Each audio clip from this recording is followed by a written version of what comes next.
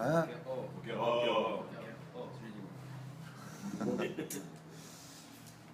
On est aujourd'hui le 19 du mois de Kislev, le 19 Bezrat Hashem, lundi. Aussi le 19 du mois de décembre. L'élève El Dalim, on est dans nos sages racontent Ishayahu ben Amos. Qui c'était Ishayahu? Comment on dit en français Ishayahu? Élisée. Osée. Ishayahu, Osée. Isaïe. Oh, déjà un peu plus. C'est Isaïe. Isaïe. Non. Ishayahu, c'est Isaïe. C'est-à-dire, il a vécu à quelle époque à peu près, Isaïe, vous savez, vous avez une idée? Du roi Hiskiah ou non? Oui, beaucoup plus tard, il viendra. Ishayahu. הנביא ישעיהו בן עמוס ניבא את חורבן ירושלים ובית המקדש בתקופה אחרוני מלכי יהודה וישראל. Il intervient vers la fin de leur royauté d'Israël, aussi bien de Yehuda que d'Israël, des deux royaumes scindés. יחד עם נבואות חורבן, bien entendu on dira ce jour pour כל חולים ישראל. Aujourd'hui c'est la Iloula de Rabbi Haïtaïb Lomet de Tunis, le Cher Tzadik Kadosh Bracha. Hein? Le Maguid Mezrich aussi. Rosh Hashanah la Chassidut. Ken. Nous, Azma. Ici on est Chabad, ici on est Breslev, ici on est sioniste, ici on est. Qu'est-ce qu'on est encore? On est Rav Ovadia, on est des juifs. Ici on aime tout le monde, il n'y a pas de problème.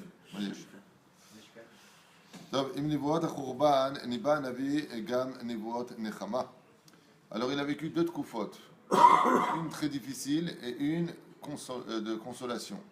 Il a vu ce qui allait se passer pour le Khurban Bet Amikdash, c'est-à-dire la destruction du temple, premier temple, et il va voir aussi la consolation. Donc on peut dire que Ishayahu a vécu, selon ce qui a marqué ici, très longtemps. גם נבואות נחמה, זמנים טובים יהיו לעם ישראל לאחר שיתנתם עונשם ויחזרו בתשובה אל אלוהיהם. היה ישעיהו חוזר ואומר. Et donc il a vécu ces deux périodes où les enfants d'Israël, après avoir été violemment punis par le ciel, ont fait teshuva. Et à Kadosh Baruch Hu, dès qu'on fait teshuva, vous savez que rien ne tient devant la teshuva. Tu arrêtes tes bêtises du jour au lendemain, tout s'arrange. Ça veut dire quoi, tout s'arrange? Ça veut dire que tout s'arrange dans ta vie. Tu commences enfin à payer tes dettes. Tu souffres encore, mais c'est pour payer les dettes. Une fois que tu as fini de payer les dettes, tu kiffes ta race. Un truc comme ça. ביום בו קיבל רוח נבואה מהשם, ראה ישעיהו את בורא העולם יושב על כיסא רם ומלכי השרת עומדים סביבו משבחים אותו. La première névoie qu'il y a eu dans sa vie, Ishayahu ben Amos, donc Isaïe, c'est de voir Akadosh Baruch Hu, pas lui-même, c'est une image qui est faite ici, mais il a vu tous les anges entourer le trône divin. Donc, quelle notion on parle? Parce que pour entourer, c'est qu'il y a un centre, et chez Dieu, il n'y a pas de centre, il est le centre de tout. Abal quoi qu'il advienne, il dit ici, il a vu tous les anges se tenir autour d'Akadosh Baruch Hu. Il a vu la splendeur d'Hachem, la grandeur du monde d'en haut. Chose que si nous-mêmes nous voyons une seule fois dans notre vie, on ne frottera plus jamais de notre vie. Jamais, je vous l'affirme.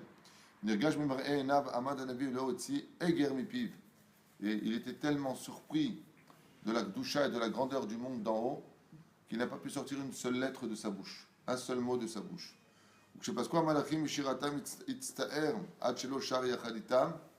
Et quel a été bien entendu le issouk des anges? Qu'est-ce qu'ont fait les anges d'après vous en haut? Ils chantent. Je vous posais la question aux enfants, ils disent papa, mais qu'est-ce qu'ils font les anges? Ils chantent. Ils chantent constamment en l'honneur d'Hachem. Velachen, Ishayahu Hanavi, le prophète Isaïe, quand il a vu ça et qu'il a vu le chant se terminer, il a eu qu'un seul regret. Celui de ne pas avoir chanté avec les anges. Alors, il ne connaissait peut-être pas les paroles, je ne sais pas ce qu'ils chantent. Avoir les fachot de chanter des airs, les fachot. Et j'aurais dû profiter de cette occasion énorme de chanter en l'honneur d'Hachem. Benénou, qu'est-ce qu'on en a à faire? Aujourd'hui, on est en 2016, l'ère vulgaire, 2017 bientôt. Marc Patlanou me disait de savoir qu'il a eu un regret énorme, et ce jusqu'à la fin de sa vie, c'est de ne pas avoir chanté en l'honneur d'Hachem. Ça nous apprend à nous justement de ne pas rater cette occasion. C'est tout ce que je voulais entendre de vous. Si on vient nous dire ici que Ishayahu, quand il a vu ce que nous on n'a pas vu, quand il a compris ce que nous on n'a pas compris, quand il a entendu ce que nous on n'a pas entendu, il dit moi jusqu'à la fin de ma vie j'ai regretté ça. Et alors, qu'est-ce qu'on en a à faire, nous, pour c'est ça? Faites tchouva. Et là, il vient nous dire ici que nous aussi, c'est pareil. Quand on a l'occasion de chanter pendant Shabbat, en l'honneur d'Hachem, de Yom Tov, de Chol HaMoed, dans la voiture, tu chantes en l'honneur d'Hachem. Al tefasfes. Ne rate pas cette occasion. Ne rate pas cette occasion de chanter en l'honneur d'Hachem.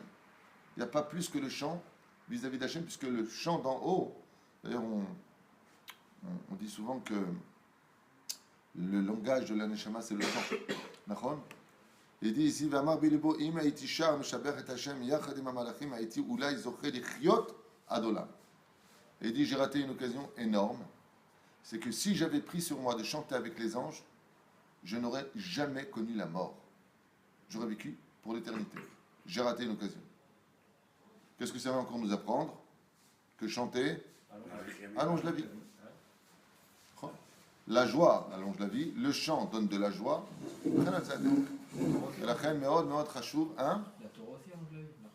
La Torah, mais on a vu des gens qui étaient très forts en Torah qui sont morts jeunes, comme Rabbeinu, comme le Harizal et comme le Ramchal. Il y a beaucoup de grands tzadikim qui sont morts très jeunes. Aval, le chant, Behemet, rallonge la vie de l'homme. L'ora Bilvad, c'est un langage qui amène la Géoula. Je vous donne juste une parenthèse. Pourquoi est-ce qu'on n'a pas eu la Géoula depuis longtemps, selon les Chachamim? Quelle a été la faute qui a été requise pour Chizkiyahu HaMelech, Chizkiyahu HaMelech? Qu'est-ce qu'on reproche à ce grand Mashiach qui était le roi Chizkiyahu, roi de Yehuda? Qu'est-ce qu'il a fait comme erreur pour ne pas se dévoiler comme Mashiach et c'était fini? Zéou. On serait dans le troisième Beth Mikdash, on n'aurait pas tous ces problèmes d'aujourd'hui. Qu'est-ce qui s'est passé? Il n'a pas chanté. La faute qu'on reproche à Chizkiyahu HaMelech, c'est que Dieu lui a dit Atalo me'alel oti, tu chantes pas pour moi, pas de Géoula. Donc encore un refrain qui sonne à nos oreilles. Le chant ramène la Géoula. Chizkiyahu HaMelech n'a pas pu se dévoiler en tant que Mashiach, pas parce qu'il a fait ça, parce qu'il n'a pas chanté. Pourquoi?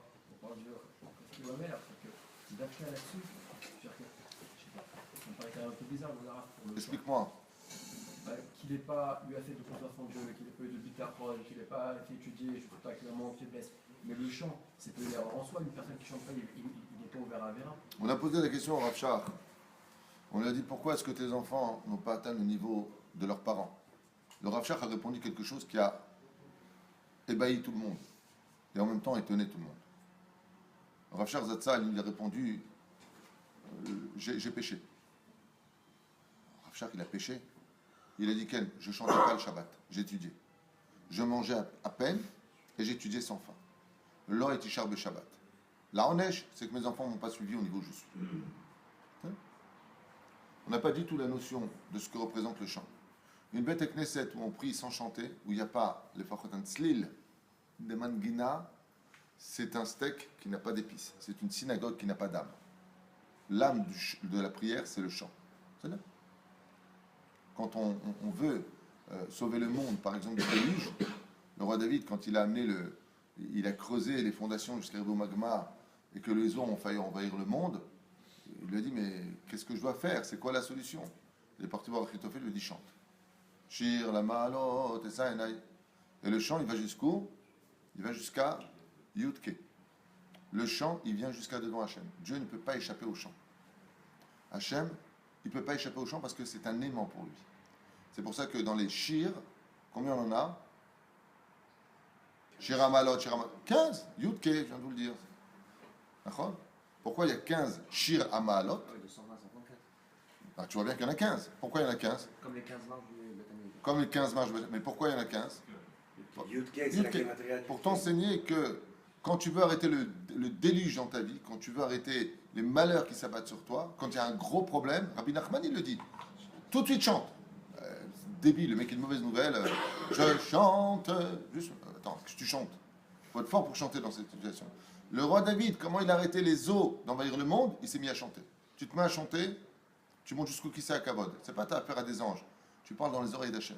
C'est pour ça que le chant, dans le judaïsme, il est très grave. Parce que si, Chaz Shalom, tu chantes la Sitra Hara, tu chantes les chants des Goïm, c'est-à-dire tu prends ce qu'il y a de plus élevé dans le judaïsme et tu le mets au service de la Sitra Hara, comme des chants qui parlent de paroles vulgaires ou d'autres choses. Tu as pris ce qu'il y avait de plus élevé dans le ciel et tu l'as mis dans ce qu'il y a de plus grave dans la création du monde, de plus bas dans la création du monde. C'est pour ça que la Haggadah de Pessah, par exemple, fait de la peine quand tu vas chez certaines personnes, des fois, eh ben, ils vont te faire la Haggadah. Ils ne vont pas te la chanter, ils vont faire Man, Ishtana, Lailazé.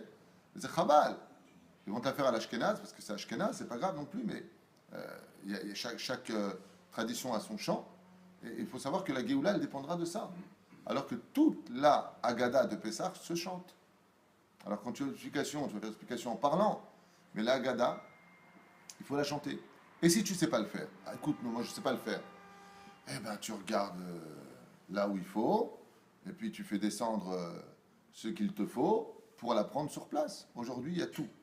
Tu vas voir le rabbin de la synagogue, tu dis voilà, je voudrais apprendre la Haggadah de Pessah en tunisien, si tu veux sortir d'Égypte. Pour qu'il fait bien son repas à Shabbat, il faut aussi bien chanter. Bevadaï. L'épice de Shabbat, c'est le chant. Bevadaï. On voit aussi que rien ne se passe au Beth Amikdash, il n'y avait pas les S'il n'y a pas de chant, il n'y a pas de Beth Amikdash. 24 heures, vous l'avez dit cette semaine, 24 heures sur 24 sur les 15 marches. Sur les 15... Nachon. Quand tu allais à Bezrat, si vous allez au Beth Amikdash, de loin, vous entendez la musique. Et c'est tout le temps. Ayum Tralfim, Khalifot Bezrat Hashem. Karaï aussi. L'achem Meod Meod Chashuv, de comprendre combien il est impératif de chanter. Plus que ça encore. Rabbi Nachman, il dit, si tu veux retenir l'étude de ta Torah, étudie en chantant. Ad Kedekar. Il y a une différence entre celui qui dit Anavi Ishaya ben Amos, et celui qui dit Anavi Ishaya ben Amos. Pourquoi ils font tout ça dans les shivot? Kedé l'achtim et alimut balev. C'est ce que faut rappeler aux enfants, ils leur apprennent le Birkat Amazon en chantant, tout ça. Torah Tivalanu. C'est pas un truc d'handicapé. C'est simplement que si tu veux que ça Zechoder la Neshama, il faut le faire en le chant. C'est là. Par exemple, si vous voulez que votre femme vous écoute, vous lui parlez en chantant. Essayez, vous allez voir. Elle vous appelle la police tout de suite. La vie est plus belle en chantant. Top. En tout cas, on a vu ici que le prophète Ishayahu, il a raté 2 occasions. Pour la première fois de sa vie, la première névoie, il a vu les chants des anges qui parlaient à Dieu. Il a vu le trône divin. Et jusqu'à la fin de sa vie, il va se mortifier de ça. Et il va se rendre compte. Il dit quelque chose qui doit frapper nos oreilles. Si j'avais chanté avec les anges ce jour-là, je n'aurais jamais connu l'ange de la mort. Pour vous dire à quel point la personne, Bezrat Hashem, peut vivre. Où est-ce que c'est marqué en allusion, comme ça, à toute vitesse, si je peux me permettre? Où est-ce que cette phrase du prophète, vous le dites au moins une fois par mois? Allez, je vous aide. Dans le Hallel, qu'est-ce qu'on dit? Comme vous avez dit une fois par mois, j'ai dit Rosh Chodesh, donc le Hallel. Il a été rappelé. Le pauvre, il a trouvé la réponse. C'est aussi croire que c'était difficile. Il cherche. Alors, il fait des bagages. Je sais trouver, mais. Et les morts ne disent plus le Hallel. Dans le Hallel, on dit les morts ne disent plus le Hallel. Mashma Mikan, hein? Ve'en ametim yaleluka. Et ça veut dire quoi ça? Ça veut dire que. Oh, tu m'as fait une peur. Je crois que c'était un missile de Gaza là. Et ça veut dire quoi? On demande à Hachem dans le Hallel, laisse-moi chanter pour toi, car les morts ne disent plus le Hallel. En remède à l'envers, ça devient tant que je chante pour toi, j'ai des raisons de vivre. Tant que je chante pour Hachem, j'ai des raisons de vivre. C'est ça que les Chazanim, les Païtanim, c'est d'avoir Pelé Plaim. À Jérusalem, Tibanev Tikonen, on avait plus de monde le Motzei Shabbat à Kiryat Moshe. Il y a une grande école qui est très connue d'ailleurs, puisqu'elle sert de centre pour passer les Théoudot en Israël, qui s'appelle Echal Shlomo. Là-bas, il y a plusieurs entrées à Echal Shlomo. C'est la grande synagogue qui se trouve King George. Et l'entrée principale mène à la synagogue. Juste à côté, vous avez l'école des Chazanim. Là-bas, on apprend la Chazanout. On va t'apprendre à être Chazan. Il y a à peu près 8 ou 10 morim, professeurs de Chazanout, de Païtanout. Les Mazalines, à l'époque, quand j'étais à Jérusalem, à Kiryat Moshe, 3 de ces Païtanim vivaient à Kiryat Moshe. Ils priaient dans la même synagogue. Le Motzei Shabbat, ils se réunissaient à la synagogue, sans darbouka, sans orgue, sans violon. Ils s'asseyaient, même le vendredi soir, à 9h30, ils retournaient à la synagogue, sans livre, sans rien. Ils étaient les 3, toute la synagogue était bondée. Pas un mot, on venait les écouter. J'en parle, j'ai des frissons. Ils ont des voix ils ont une païtanoute que, c'est très simple, je vous dis la vérité, on ne voulait pas que ça s'arrête. Tellement c'est beau. C'est des professeurs, c'est Yerushalmi qui est 40, c'était tous des Irakiens. Ils te chantent de l'égyptien, ils connaissent le marocain, ils connaissent tout, t'as rien à leur apprendre. C'est des professeurs de païtanoute. Hein. Non, je peux pas, je dis comme ça. Comment il a fait? C'est plus que sympathique. Genre, Bezrat Hashem, Blineder, peut-être, Blineder, j'y ai pensé. Une fois de temps en temps, dans le Bet Midrash, Motzei Shabbos, Bezrat Hashem, avec un peu de païtanout, j'y pense. J'ai envie de. C'est une des façons les plus fracatrices pour ramener les gens à la Torah. Le mec, il va peut-être pas venir à un cours de Torah, il va pas venir à un truc. Mais ça, il peut venir. Et tu les entends tous dans la synagogue. Ah! Ils kiffent. En tout cas, quoi qu'il advienne, on voit ici que, ou Bacha Azé, jusqu'à la fin de sa vie, qu'est-ce que j'ai été bête de rater l'occasion de chanter en l'honneur d'Hachem. Amar Bilbo ima iti shar mishabech et Hashem yachad im hamalachim iti ulai zoche lichiyot ad olam. זה השכר. וחשב אך מיד התנחם ואמרו לא אוכל להיות כמו המלאכים ולחיות חיי נצח. כי איש תמי שפתיים אנוכי ובתוך עם תמי שפתיים אנוכי יושב. Il a dit car malgré tout, je ne pourrai jamais chanter comme les anges car leurs lèvres à eux sont pures tandis que les miennes sont tamées. Et je vis parmi un peuple dont les lèvres sont tamées. Le schéma de Rav Ka'as alav me'od HaKadosh Baruch Hu. Il a dit, oh, que tu dises que tes lèvres soient tamées, c'est ton problème. Mais que tu dises de mon peuple qu'ils ont des lèvres tamées, ça ne le fait pas, il lui a dit Hachem. Maintenant, je vous rappelle juste qu'il va vivre à l'époque la plus difficile de l'histoire du peuple juif. Le peuple d'Israël à cette époque était complètement révolté contre Dieu. Kol Wahad, Shema Israël. Kol Wahad, chacun d'entre eux était complètement, Hachem Yishmor Yerachem. Avodah Zara, si Hachem Yishmor, היה קשה מאוד. לשמע דבריו כעס על הקדוש ברוך הוא, אמר, מדוע דיברת רעות על עמי? Il lui a dit Hachem, à retenir en 2016, chers amis, ceux qui écoutent, si vous voulez fâcher Hachem, si vous voulez que les malheurs s'abattent sur vous, dites du mal du peuple juif. À cause de ce qu'il va dire ici, Ishayahu, il va le payer extrêmement cher, pas maintenant, plus tard. Parce qu'il a parlé des lèvres des enfants d'Israël en disant des vérités de cette époque où il y avait beaucoup de mal qui se disaient les uns sur les autres. Le Créateur du monde, il lui dit, oh, Asher Bahar Banu, qu'est-ce que tu parles de mon peuple? Mon peuple, il est Kadosh. Ils ont des statues dans les mains. Dieu lui dit, il est Kadosh. Madoua dibarta ra'ot alami, madoua amarta alehem, am temes fataim. Tu as dit de mon peuple qu'ils ont des lèvres impures. Aim pagu bekvodecha. Ouais. Je suis content qu'on étudie le Tanakh ensemble. Parce que ça, tu l'aurais lu, tu l'aurais peut-être pas fait attention. Regardez ce qu'il dit à Hachem. Il lui dit, tu dis de mon peuple, qu'ils ont des lèvres impures. S'il le dit, Shayahu, c'est vrai ou c'est faux? C'est que c'est vrai. Qu'est-ce qu'il lui répond Hachem? Haïm pag'ou birvodecha. Est-ce qu'avec leurs lèvres, ils t'ont parlé une seule fois en mal, toi personnellement? Ils t'ont touché à ton kavod à toi? Ou c'est à mon kavod à moi qu'ils ont touché? Je ne sais pas si vous comprenez ce qui est marqué ici. Pourquoi tu te mets Mais ça veut dire que s'ils avaient touché à la limite Ishayahu qui dit ça, peut-être qu'il n'y aurait pas eu de raison. Le Créateur du monde, il est mochel al kevodo. Il dit, mon peuple, il dit du mal de moi, il pense du mal de moi, il n'écoute pas mon Shabbat. Mais c'est eux contre moi. Pour qui tu te prends, il lui a dit. Est-ce qu'à toi, personnellement, ils t'ont fait du mal? Non. Azlama Tamed Deber Alam Israël. Je ne sais pas si vous comprenez. Je ne sais pas si vous entendez. Et pourtant, on n'a pas le droit de faire du flou la chaîne. Non, mais je ne sais pas si tu comprends. Le Baruch Hu, il est en train de lui dire. C'est pour un tiers, mais là, c'est pour un tel jour. On voit vraiment l'image du père et de l'enfant. Qu'est-ce qu'on reproche au peuple d'Israël? Ils font pas Shabbat, ils mangent pas kasher, ils font pas. Il va te dire Hachem, qu'est-ce que tu parles de mon peuple? Toi, ils t'ont fait du mal personnellement? Mata medber alam Israël. C'est à moi qui font du mal, c'est contre moi qui se lèvent. Ils regardent des choses interdites, mais c'est moi qui l'ai interdit, c'est pas toi. C'est un peu ce que je dis d'ailleurs dans les Shlom Bayit, quand les parents ils s'en prennent à leurs enfants, ils s'en prennent à leurs femmes, t'es qu'une goya, tu fais comme ça. Des fois, je me dis, vous êtes mon cher Rabbeinu, vous. Mais pour qui tu te bats? Si c'est pour Hachem que tu te bats, parce que lui il demande, parce que tes nerfs te demandent. Regardez ce qui est marqué ici, Zépé les plaines, regardez comment réagit Hachem. Hachem me dit, mais ils t'ont fait du mal à toi personnellement? Je ne sais pas si vous. Le méchané. Je m'excuse, hein. אבל זה... Sauf que lui, il a pas. האם פגעו בכבודך?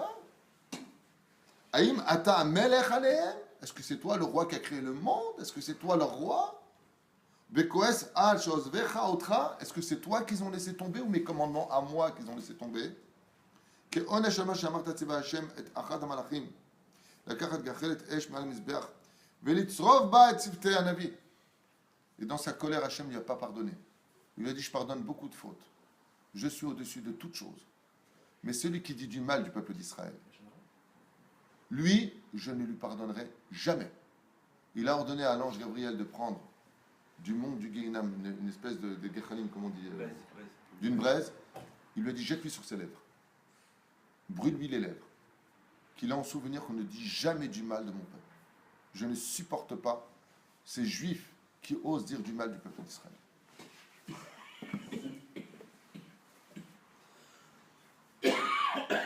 Ishayahu s'est retrouvé les lèvres brûlées par l'ange Gabriel parce qu'il a dit quelque chose qui n'a pas plu à Hachem. Il a dit du mal d'Israël, des vérités d'Israël, et Dieu lui a dit, est-ce que c'est toi qui as donné la Torah au Sinaï? Est-ce qu'une fois ils t'ont dit du mal de toi? De là il a compris une chose, qu'avant de prendre la défense d'Hachem, Dieu cherche des gens qui prennent la défense du peuple. Et il lui a dit, je pardonne toutes les fautes. Celui qui fait tchouva, je pardonne. Mais celui qui dit du lachon hara sur le peuple juif, lachon hara veut dire des vérités sur le peuple juif. C'est quoi ces juifs? C'est quoi ce pays? Celui-là, je ne pardonne pas. On a eu un exemple comme ça avec les Meraglim, où leur langue s'est allongée jusqu'au nombril, et rentrée à l'intérieur du nombril, et des vers en sont sortis. On a un exemple ici avec Ishayahu qui n'a rien dit de mal. Il n'a rien dit de mal. Il a simplement dit comment j'aurais pu chanter en ton honneur Hachem. Regardez, il essaie de se rattraper, je m'excuse. Il n'a pas dit du mal d'Israël et lui, c'est un tzaddik. Il a dit mes lèvres sont tamées comme les lèvres de ton peuple sont tamées. Dieu lui a dit que tes lèvres soient tamées, elles ne soient pas tamées, c'est ton problème. Mais que tu parles de mon peuple, ça je ne te le pardonne pas. À une époque où celui qui a étudié Echa verra que c'était une époque où les lèvres d'Israël étaient plus que tamées à cette époque, et Dieu il vient et il dit non, je ne te pardonne pas. Zéham Sheli. On a posé la question en yeshiva, il y avait un Mekoubal qui était venu nous voir et je lui avais posé une question. Je lui ai dit Ma Nivra Rishon. J'étais étonné de cette réponse, elle n'est pas de moi, je n'ai pas encore de référence. Elle est de ce Mekoubal qui était un Tzanit Racham Hatzoum, je ne sais pas où il est aujourd'hui. Je lui ai dit, Gvodarav, Ma Nivra Rishon. Je parle de ça il y a très très longtemps, yeshiva, très très longtemps. Il m'a dit Am Israël. Je lui ai dit non, comme l'imbécile, je lui ai dit non, la Torah. Il m'a regardé comme ça, il a caressé sa barbe, il m'a dit Tov, si je ne veux pas me prendre la tête avec toi, d'accord. Je lui ai dit, ma putain. Dieu, il a créé la Torah, et après, selon le plan de la Torah, il a créé le monde. Je l'ai lu. J'ai gagné un point, j'ai réussi à battre un barbu. Il m'a regardé comme ça, il a baissé la tête. Et j'ai vu que j'avais fait une erreur. Alors je suis parti, je lui ai dit, vous pouvez m'expliquer? Il dit, ah, t'as mon choix? Il m'a dit, d'abord Dieu il a créé l'âme juive, en l'honneur de l'âme juive il a créé la Torah, et selon le plan de la Torah il a créé le monde. Je lui ai dit, alors, Am Israël, il y a la Torah Kula, mais il a mal le data. Tu ne savais pas que l'âme du peuple juif est plus importante que toute la Torah? Alors je lui dis, ah mais on m'a jamais appris ça. Il me dit, tu sais pas qu'on annule toute la Torah pour sauver la vie d'un juif? Tu sais pas que la vie d'un seul juif, elle est plus que tout le Sefer Torah? Je lui dis, non, le dati. J'avais 21 ans à l'époque, 22 ans. Je ne savais pas. Il m'a dit, Zé Neshama. Zé Nikra Chelek Elokam Imara. Amalach Mir la Asot Tretzono. הבורא ואולם בזכות צדקתו של ישעיהו, בזכות המצוות הרבות ופיהם לא נכווה ולא נפגע פיו. Mais la gdoucha du prophète d'Israël était tellement grande que le fait qu'il ait dû parler toute sa vie avec des lèvres, sfataïm, tmeot, ça m'a dit gorot, pas tmeot, chas v'shalom, le srout de ce grand prophète d'Israël l'a protégé et la gachelet, comment on dit, la gachelet, tu me dis?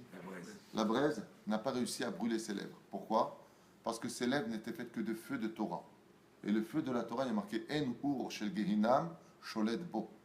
Et le feu du Gehinam ne peut pas toucher le tzaddik. Je prends un tzaddik, un grand Torah. Il est digne de descendre au Gehinam. Il va au Gehinam. Ah ben, les flammes n'ont pas d'emprise sur lui. Parce que le feu de la Torah, il brûle plus fort que le feu du Gehinam. Il a pris la braise du Gehinam, il est venu pour eux. En. ולכן אמר לו מאז הקפיד לא לקטרג Od al Israël. Et sur ce, le prophète Ishaïou a pris sur lui une teshuva jusqu'à la fin de sa vie, de ne plus jamais accuser le peuple d'Israël d'aucune avéra. Plus jamais, fini. Et là, les Daber Alem, il a compris ce jour-là que si tu veux être un prophète d'Hachem, si tu veux être dans le camp d'Hachem, si tu veux être un représentant d'Hachem, Dieu ne recherche que des gens qui trouvent le bien chez son peuple et pas le mal chez son peuple. Gamim chat'u ve'asu ma'asim ra'im, même si tu les vois faire de très mauvaises actions, al tedaber alam Israël. Hachem ra be'ain yafa et ahavato ve'dagato livnei Israël v'shalach lo al yado nevuot nechama rabot. Et dès qu'il a vu ça et qu'il a pris sur lui de faire teshuva, alors Dieu a fait de lui un des prophètes principaux du peuple juif. Ah, t'as chazar teshuva? Il a dit que je te promets de ne plus jamais dire une seule parole négative sur le peuple d'Israël. Tout de suite, shalach lo et kol hanivot achi yafot be'am Israël. Il lui a dit, je vais te dévoiler maintenant des grands secrets de ce qu'il va y avoir. Quoi. Matzir, on voit un prophète aussi grand, il n'a pas appris Moshe Rabbeinu, justement, Moshe Rabbeinu, le Maguide d'Am Israël, que c'est en faisant comme ça qu'on s'est... Je vais te répondre un petit peu, c'est un peu compliqué tout ça, parce que quelque part, il y a Misa Ochiyach Tocher et Amitecha. À l'époque des prophètes, on devait le faire, cette mise était vachement d'actualité, d'accord? Mais ici, on apprend quelque chose que les gens ignorent. Souvent, on ne va pas dire du mal d'Israël avec des amis. On va le dire dans notre cœur. C'est ce qu'on vient de nous apprendre ici. Ici, il ne parle pas avec un autre juif, il parle avec Hachem. C'est-à-dire que dans ton cœur et dans tes lèvres, ne haïs pas Hachem et ne dis pas du mal. Ne veux pas dire, punaise, ce peuple. Waouh! Parce que le dire avec quelqu'un, c'est une chose, le dire avec Hachem, c'est encore plus grave. Dieu veut que dans ton cœur, tu aimes ce peuple. Il veut dans ton cœur que tu trouves du bien de ce peuple. Et on voit que le salaire qu'il lui donne, c'est les plus belles prophéties. Les juifs, les juifs, les juifs. Il n'a pas pris non plus de Oshéa ou Hein? de Oshéa ou qu'on a vu la dernière. Il n'a pas pris non plus de... Malgré tout, il y a eu des fautes qui ont été faites. On parle d'Ishayahu Hanavi, on parle de Isaïe. Isaïe est un prophète exceptionnel, il commet une erreur fatale et il s'en excuse, il ne s'est pas rendu compte à quel point Hachem aimait le peuple d'Israël. J'avais lu il y a très longtemps dans un livre aussi que si chaque juif était conscient de combien Dieu l'aime, quel qu'il soit et l'homme échané, combien l'amour d'Hachem, il est marqué la Babine Forash, En asagat asechel le avanat Hachem idbarach al amo Israël. Nous n'avons pas le potentiel de comprendre combien Dieu aime chaque juif. Nous n'avons pas le potentiel de le comprendre. Ce n'est pas un amour d'un homme avec ses enfants. Ce n'est pas un amour d'un homme pour sa femme. Ce n'est pas un amour d'un homme pour les plus grandes passions de ce monde. C'est quelque chose qu'on ne peut pas comprendre. C'est pour cela que celui qui a affaire à Dieu lui-même, Mishe Megia Ad Kiseh Kavod, celui qui arrive jusqu'à Dieu lui-même, il s'en sort toujours. Pourquoi? Parce que Hava Mechassa, quand on aime, les défauts ne deviennent plus des défauts. Je veux même dire qu'elles peuvent devenir dans certains cas des qualités. Prenez l'exemple, moi je prends toujours cet exemple. Prenez la maman avec son nourrisson. Le petit, il vient de naître, il te pourrit ta vie, rien qu'il pleure. Il se plaint de tout. Il fait tout le temps ses besoins. Il faut lui donner à manger. Il faut attendre que monsieur le ministre fasse son petit rot. Il faut le retourner de chaque côté. On fait une surveillance rapprochée. On ne peut jamais le laisser seul. Mais le Meller, il est tout petit. Il ne parle même pas. Il ne te dit même pas merci. Et quand il te prend le biberon, il a trop bu, il te le remet bien sur ta chemise, bien chaud, bien dégoulinant, et il te regarde comme ça. Et toi, tu es dans mon amour. T'es débile ou quoi? C'est l'amour. L'amour, tous ces défauts-là sont traduits comme étant quelque chose d'unique. C'est des moments uniques. Change la couche, on analyse. C'est pas un peu trop marron, un peu trop vert? Oh, c'est une couche, enlève. Le pauvre, il doit avoir mal au ventre. Je ne sais pas si vous comprenez. Je sais pas si vous comprenez. Le petit, il se lève la nuit, qu'est-ce que tu fais normalement au bout de... Tu as les yeux rouges comme ça. Eh, tais-toi! Eh, arrête, je dors! Non! Le pauvre, qu'est-ce qu'il a? Attends. Hein, tu dors, toi, tu n'as rien à faire de ton fils. Hein. Je travaille, et moi je travaille pas. Et la discussion, elle commence. Tu l'aimes pas assez, pourquoi tu t'es pas levé? Ouais, un enfant, un bébé, dans l'absolu, ça n'a que des défauts, ça n'a pas de qualité. C'est égocentrique quand ça grandit, d'accord? Et ça pleure, ça dit même pas merci. Et quand ça te met comme ça, tu fais une caresse, tu te mets une claque dans la tronche. Alors il est où? Eh bien tout ça, ça nous apprend combien on aime nos enfants, combien on ne traduit tout ça que comme des qualités. Que des qualités. Regarde comme il fait, tu vois le petit rachat. C'est comme ça. Et on prend la main, on lui donne des. C'est fou, non? C'est pas fou? Tu prends le petit, tu fais des cas comme ça, et que tu me tâches. Non, c'est mon fils, il a le droit. Vous avez dit il y a quelques années justement que c'est grâce à l'investissement des parents qui se lèvent la nuit que l'amour viendra. Donc c'est-à-dire que plus on s'investira dans la Torah, plus on pourra aussi avoir cet amour-là. On ne peut pas être. Alors, il y a ça, effectivement, l'Agmar a dit ça. L'investissement, les souffrances pour une chose, pour une société, pour une synagogue, pour son épouse. Il y a des mecs qui ont des épouses qui sont insupportables. Ça arrive. Ou des femmes qui ont des maris insupportables. Ça arrive. Mais elles vont s'investir, elles vont te dire, bah, malgré tout, je l'aime. Qu'est-ce que tu peux aimer chez lui ou qu'est-ce que tu peux aimer chez elle? La réponse de la Gemara, elle dit, c'est les efforts que j'ai fournis. Les efforts, quand tu les fournis pour quelque chose pour lequel tu as trimé, va engendrer chez toi de l'amour. C'est vrai? Des perouches là-bas. Il y a autre chose chez Hachem. C'est le challenge d'être Dieu et d'aimer un peuple qui peut se comporter avec de l'ingratitude. Si Dieu aime celui qui l'écoute, ben c'est presque légitime. Mais si Dieu est capable d'aimer un peuple qui se rebelle, qui n'est pas d'accord, qui remet en question, qui dit Shabbat, je ne sais pas si je veux le faire ou pas, ça fait de lui Dieu. Il faut bien un peuple qui soit digne d'être le peuple de Dieu. Mais Dieu, ce n'est pas n'importe qui, c'est Dieu. Alors il faut un peuple qui soit digne de ça. C'est un peu bizarre ce que je dis. C'est-à-dire que les défis que le peuple d'Israël est capable de faire sont dignes de Dieu. Prends l'islam, tu leur fais ouvrir le ciel comme ça, et il y a marqué Allah en arabe dans le ciel, faites attention. Je te promets que pendant 1 an, 2 ans, tout le monde est au garde à vous. Tu fais style la croix dans le ciel comme ça, revenez à Dieu, un truc comme ça, tout le monde va à l'église. Tu fais Shabbat, Kodesh, fais gaffe à ta tronche.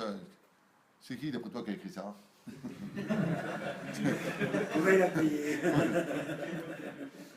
C'est incroyable, Dieu il veut qu'on fasse Shabbat. Donne-moi la parnassa, après on fait Shabbat. Allez. Ça ne le fait pas avec nous. Dieu nous donne la Torah, les 7 cieux ils s'ouvrent. Moshe il descend comme ça, tout le monde, ah, c'est un truc de ouf et tout. Ouais, et alors, Malvaudor. Faut que ce soit un peuple qui soit digne de Dieu. C'est-à-dire que, ce que je veux vous dire, c'est horrible. Hein. Je vous demande de l'oublier après l'avoir entendu parce que ne vous en servez pas contre Dieu, mais les défauts de notre peuple, sont les qualités qui font Dieu Dieu. Je ne sais pas si vous comprenez ce que je viens de dire. Les qualités de notre peuple sont nos qualités parce qu'on a été choisi, on a la Torah, on peut être heureux. Mais même quand on a des défauts, en tant que peuple d'Israël, on va la grogner, on va ceci, cela, c'est aussi une forme de qualité, il faut le savoir. C'est terrible d'entendre qu'une mauvaise conduite peut être une forme de qualité. Parce que c'est Hachem que tu remets en question. Comme Dieu a tous les pouvoirs et qu'il est infini, il va être obligé de continuer de te donner à manger alors que tu lui as dit à Dieu, ne te mêle pas de tes affaires, c'est moi qui fais ma parnassa. Hein? Imagine comme ça que Asher Salfati, il a par exemple une très grande société, et voilà, et il a engagé 300 personnes. Donc, et il gagne le salaire des 300 personnes. Et il paye tout le monde. Il prend quelqu'un qui était clochard, on va te dire un peu plus de 2 secondes quand même. Il prend une personne qui était clochard et lui dit, écoute, j'ai pas de poste pour toi, je vais quand même te prendre pour te donner un salaire. Elle est belle. Et il lui dit, combien tu as besoin par mois? Il lui fait son compte, il a un minimum de 12 000 shekels. Il le prend à son insu. Il lui donne 12 000 shekels net avec fiche de paye. Le mec, après 2 semaines, il vient le voir. Après 2-3 mois, il vient le voir, il lui dit, mais attends, pour qui tu te prends, toi? J'ai besoin de toi, moi. Alors comment il va réagir à Cher? Il va dire, quel imbécile, première fois. Après, il va partout dans son usine, et qu'est-ce qu'il entend? Il dit de toute façon que tu ne sers à rien, que c'est lui qui fait tout. S'il n'était pas là, tu ne serais rien, alors qu'il vient d'être engagé à 3-4 mois. Cher, qu'est-ce que tu fais? Partout où tu vas, t'entends ça. Coup de tête balayée. Tu vas lui demander d'arrêter. Non, on va doucement. Tu vas lui demander d'arrêter. Écoute, tu as peut-être un problème psychologique, tu vas demander d'arrêter. On est bien d'accord? Tous les jours.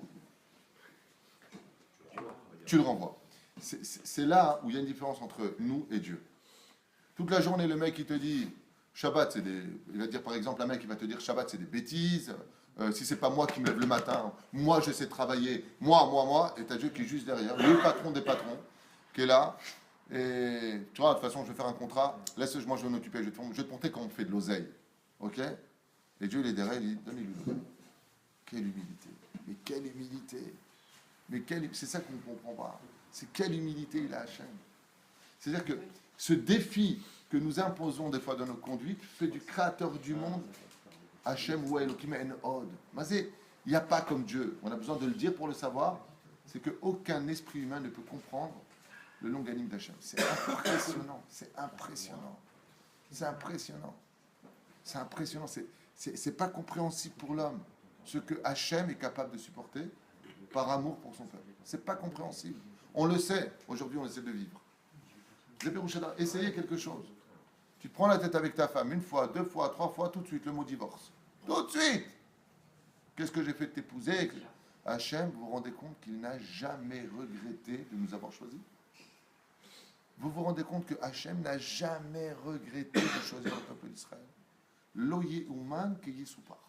Jamais on a vu qu'Hachem il a dit Ma Siti Shepacharti Bachem. Animit. Il a regretté le monde. Il a regretté d'avoir créé l'homme, Bitnahem Hachem Elokim, sur le fait d'avoir créé l'homme, mais dans le peuple d'Israël, jamais il a regretté de nous avoir sortis d'Égypte. Et on lui dit quoi, Hachem? Il nous fait sortir d'Égypte, il nous donne la manne, il nous donne le pain. Qu'est-ce qu'on lui dit? On était bien en Égypte. Je t'ai rien demandé, il ne fallait pas venir me prendre. Il a voulu détruire le peuple juif pour envoyer dans la Nachman. Non, il a voulu garder Moshe pour la... Il a voulu renouveler l'histoire. Des fois, il faut tout détruire pour mieux reconstruire. C'est comme ce bête midrash. Il y a beaucoup de travaux qui ont été faits grâce à Dieu, ils ont tout cassé pour mieux reconstruire. Ah ben on n'a pas laissé tomber l'endroit. Hachem lo était le kavana, et de qui plus est, il ne comptait pas détruire le peuple. Que tu saches quand même, il ne comptait pas détruire le peuple. Dieu n'a jamais détruit le peuple. C'est toujours nos avérotes qui nous détruisent. C'est bien. Malach mier la asot, il a été protégé. Mais az ekpid lo le katreg od al Israël, et là les daber alehem, rak tovot gam im chatou ve'asu masim ra'im, Hachem ra'a be'en tova. Et il lui a livré les secrets, et ce jusqu'à la fin. Et quel était le salaire? Écoutez bien encore un Moussar Eskel extraordinaire. Quel a été, Asher Ayakar Cohen, quel a été le salaire de Ishayahu, d'après toi? Comme il a pris sur lui de faire teshuva, de ne plus jamais dire un mot de travers sur le peuple juif. Et regardez ce que nous dit le texte. Hachem lui a dévoilé les secrets de Aharit Hayamim. Alors qu'est-ce que ça veut dire pour nous?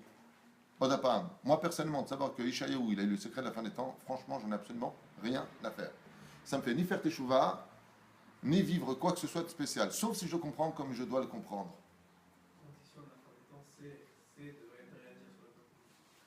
Tu peux le comprendre comme ça, mais il y a une façon de comprendre. Celui qui trouve que du bien dans le peuple juif, iske l'irot et acharit hayamim. Le Midrash, il nous dit ici, et comme salaire, comme il a pris sur lui Shayahu, de prendre sur lui que dire du bien du peuple d'Israël, même s'il voit de mauvaises actions, Dieu lui donne un cadeau, lequel? Vois ce qu'il va y avoir à la fin des temps. Carrément. Alors il y a 2 réponses, celle du pshat. Tu veux savoir pourquoi tu ne peux pas dire du peuple juif? Regarde à la fin des temps. Ils feront tous teshuva. Attends la fin du film avant de critiquer au plein milieu. Pshat. Deuxième explication de Dieu. Qu'est-ce qu'il lui dit? Ah, maintenant tu dis du bien, alors regarde la fin des temps. Celui qui voudra vivre à la fin des temps, ça ne suffira pas d'être shomer mitzvot. Il faudra aussi être shomer piv ou shono. Si maintenant tu dis du bien du peuple d'Israël, que tu trouves que du srout sur ce peuple-là, ouais, alors tu auras le mérite de voir la fin des temps. Il dit maintenant, regarde la fin des temps. Tu trouves du srout, regarde la fin des temps. On va poser la question à un rave. À Jérusalem, on lui a dit comment il voyait les défilés homosexuels en Israël. Question très grave. La débauche de certains défilés qui se passent sur notre territoire, la Terre Sainte, la Terre d'Israël. Et ce rave a répondu quelque chose auquel je ne m'attendais pas du tout. J'ai été estomaqué. Bon, on verra ça la prochaine fois, la réponse, mais... Non, mais j'adore faire ça. Même les gens, ils disent pas... On veut la suite. On veut la suite. On veut la suite, on veut la suite. Ce rave a répondu quelque chose qui m'a vraiment estomaqué. Et le pire, c'est qu'il a expliqué. D'ailleurs, c'est en vidéo, sur YouTube. Il a expliqué. Il a dit qu'on est arrivé à un tel... Comme ça, alors, il pose la question, qu'est-ce que vous dites sur les défilés homosexuels en Israël, cette débauche, vous qui êtes rave important et tout ça? Qu'est-ce qu'il a sorti? Il a dit, nous sommes arrivés à une saturation. Alors, quel rapport? Je vois pas le rapport. Écoutez bien comment on a trouvé des mots. Nous sommes arrivés à une saturation. Une saturation où le modernisme arrive presque à une finalité. Ça veut dire qu'aujourd'hui, plus rien ne peut nous épater, plus rien ne peut nous étonner. Et la personne lui pose la question, mais quel rapport avec les défilés?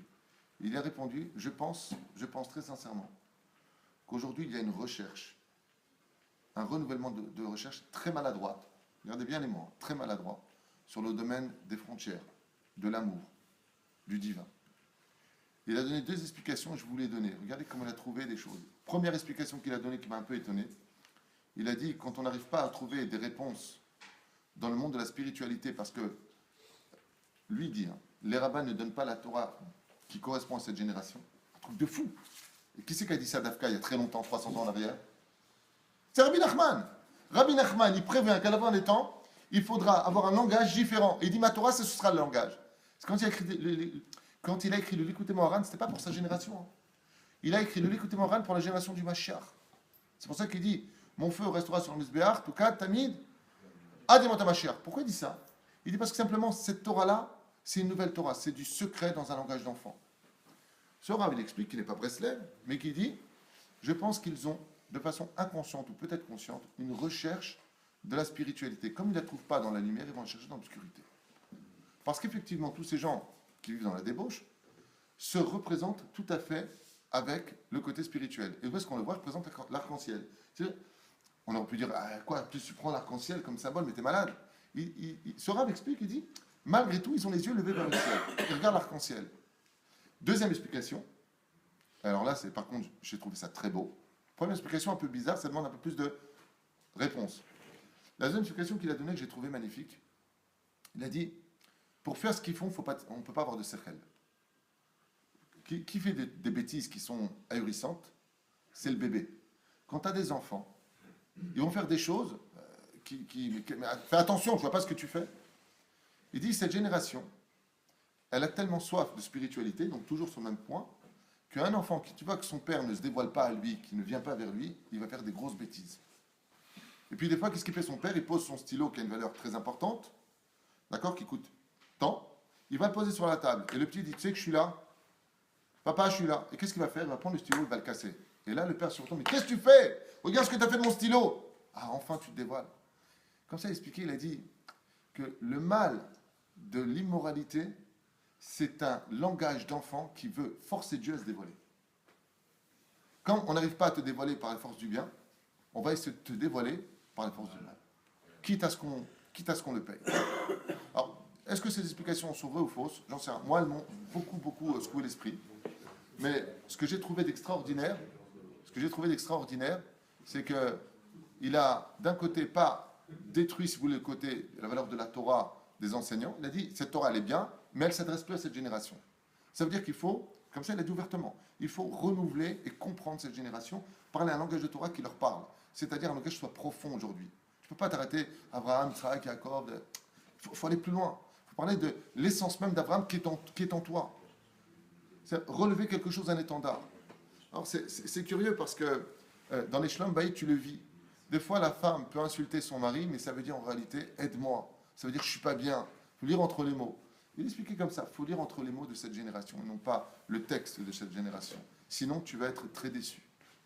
Si tu lis le texte, ouais, mais attends, regarde ce que tu m'as dit. Mais tu n'as pas compris que ce que je voulais, c'est que tu me prennes dans les bras. C'est un peu ça qu'il a voulu dire.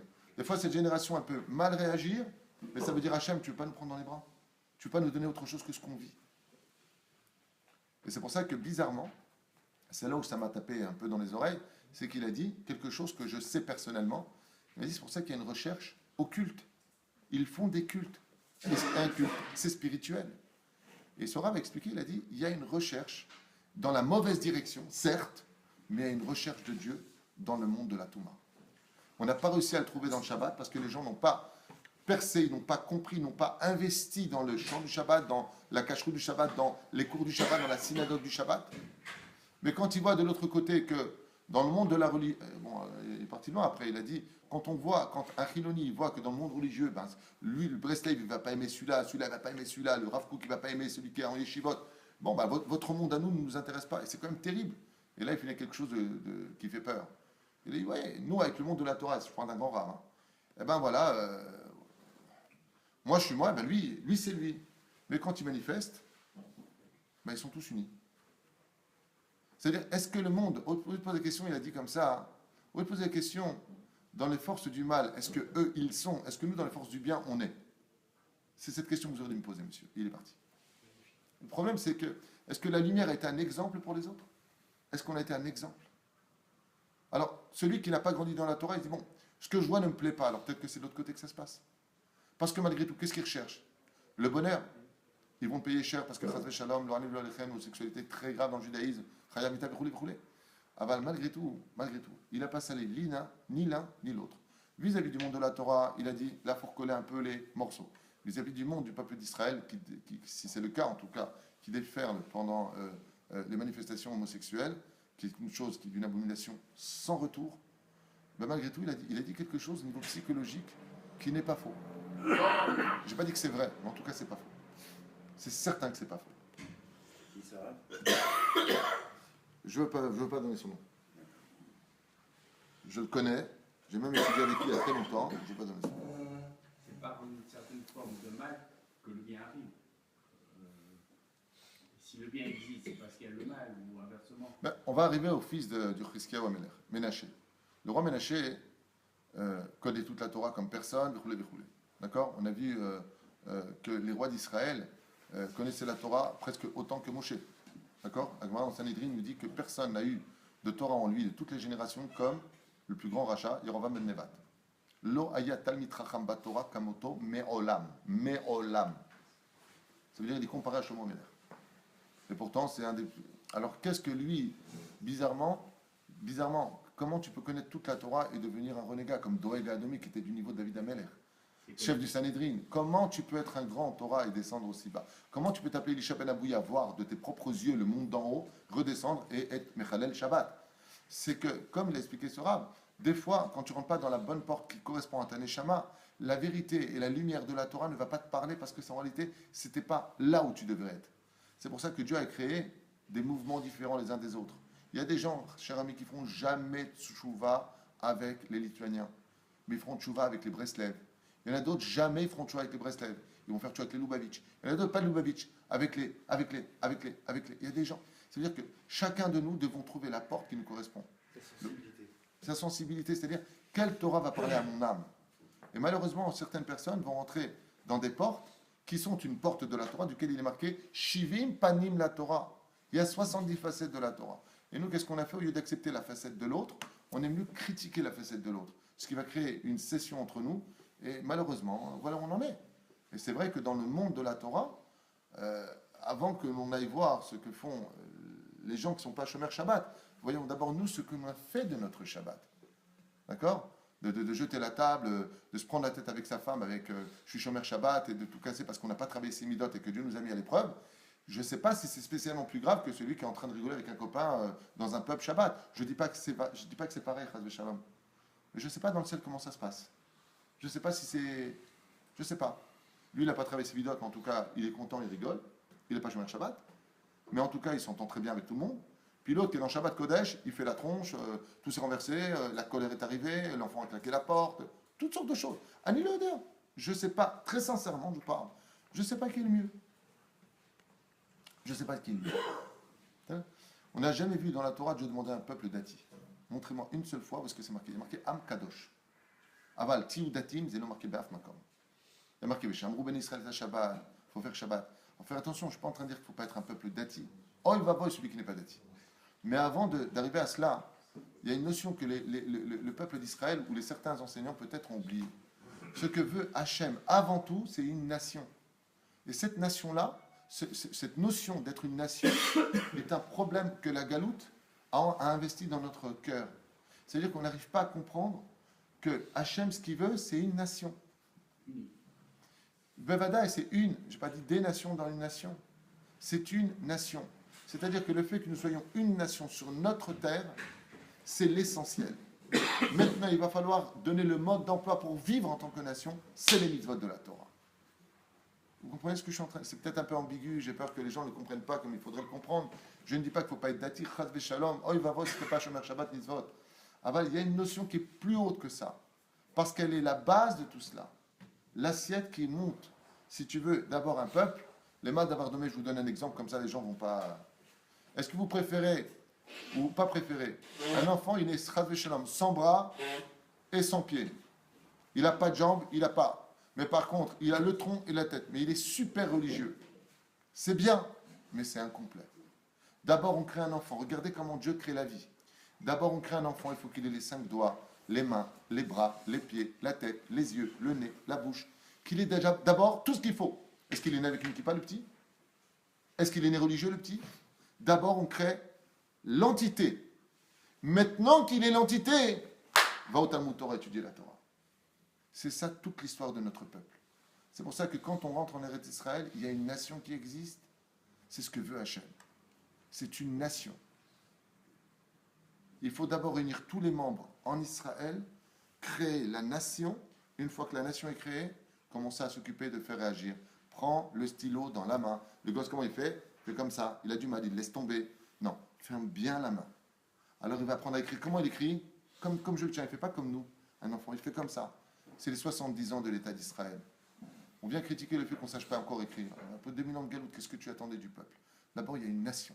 Une fois qu'il y a la nation, il va falloir éduquer cette nation.